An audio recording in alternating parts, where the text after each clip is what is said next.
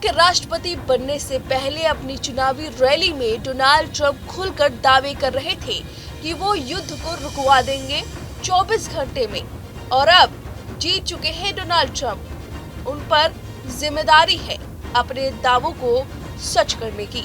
लेकिन क्या ये दावे बस दावे रह जाएंगे, क्योंकि मंशा तो कुछ और ही लग रही है। अमेरिकी राष्ट्रपति बनने के बाद डोनाल्ड ट्रंप और रूस के राष्ट्रपति व्लादिमीर पुतिन की बातचीत हुई है और माना जा रहा है कि युद्ध विराम के फॉर्मूले पर भी चर्चा की गई, लेकिन जमीनी स्तर पर तस्वीरें इसके उलट है।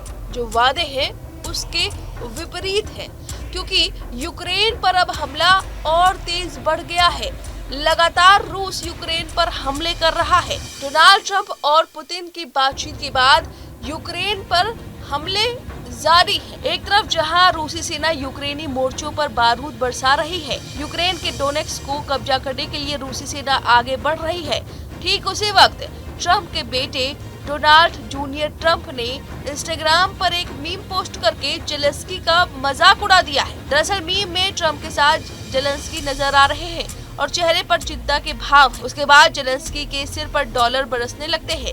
जूनियर ट्रंप ने मीम के कैप्शन में लिखा है POV यानी पॉइंट ऑफ व्यू, जब आप डॉलर भत्ता बंद होने से 38 दिन दूर हो। 20 जनवरी को ट्रंप ओवल ऑफिस की जिम्मेदारी संभाल लेंगे और आशंका है कि इसके बाद यूक्रेन को मिलने वाली लाखों करोड़ रुपए की मदद बंद हो सकती है, यानी जंग में यूक्रेन अकेला रह जाएगा। मामला बस यही नहीं है, बल्कि इस बीच रिपोर्ट ये भी आ रही है कि ट्रंप और पुतिन की फोन पर बातचीत भी हुई है। 10 नवंबर को ट्रंप और पुतिन ने एक दूसरे से बात की। इस बातचीत में रूस यूक्रेन युद्ध पर चर्चा हुई। माना जा रहा है कि ट्रंप और पुतिन के बीच समाधान पर भी बात हुई है। तो क्या यूक्रेन युद्ध विराम का ब्लूप्रिंट पुतिन और ट्रंप के बीच तय हो चुका है? इस बातचीत के बाद ही यूक्रेन ने रूस पर हमले तेज कर दिए हैं। रूसी सेना ने कुरोखोव के मोर्चे पर फैब 1500 बम से हमला किया। इसके साथ ही रूस ने 8 Tu-95 बॉम्बर्स ने यूक्रेन के कई शहरों पर मिसाइलें और बम हमले किए हैं। कीव पर हमलों की आशंका से लोगों को अंडरग्राउंड रेलवे स्टेशन से शरण लेनी पड़ रही है। रूस के हमलों से एक यूक्रेनी नागरिक की मौत हो गई है और 20 घायल हो गए हैं।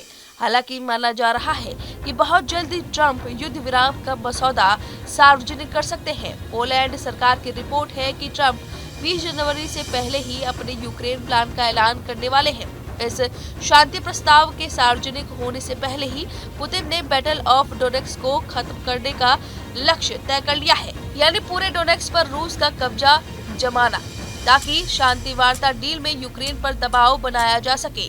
रूसी सेना ने इसी क्रम में कुरोखोव पर हमले तेज कर दिए हैं और इसे यूक्रेन जंग का नया बाखमुक्त माना जा रहा है। बाखमुक्त की जंग करीब 8 महीने चली थी और इसमें यूक्रेन के 10,000 से ज्यादा जवान मारे गए थे। अंत में रूस ने यह शहर जीत लिया था। रूसी सेना ने कुरोखाओ को 3 तरफ से घेर लिया है। डोनेट्स्क के इस शहर से रूसी सेना 3 किलोमीटर दूर है। कुरोखाओ पर आर्टिलरी, मोर्टार और ड्रोन हमले किए जा रहे हैं। कुरोखाओ में 700 से 1000 आम नागरिक ही बचे हैं। बाकी सब शहर छोड़कर जा चुके हैं। बचे हुए लोग अपार्टमेंट्स के बेसमेंट में दिन काट रहे हैं। नागरिक सुविधाएं नष्ट हो चुकी है। वहीं बाइडेन और ट्रंप की मुलाकात 13 नवंबर को होनी है। बाइडेन इस औपचारिक मुलाकात में यूक्रेन की मदद जारी रखने का मुद्दा उठाएंगे। बाइडेन की कोशिश है कि यूएस कांग्रेस को भी इस मुद्दे पर सहमत किया जाए। बाइडेन का मानना है कि यूक्रेन को मदद बंद हुई तो यूरोप में अस्थिरता बढ़ जाएगी। अमेरिका के इस कदम से रूस के पड़ोसी नाटो देश भी भड़क सकते हैं और इससे नाटो एकता पर इसका बुरा असर पड़ सकता है। वहीं ट्रंप अपने अप्रत्याशित फैसलों के लिए जाने जाते हैं।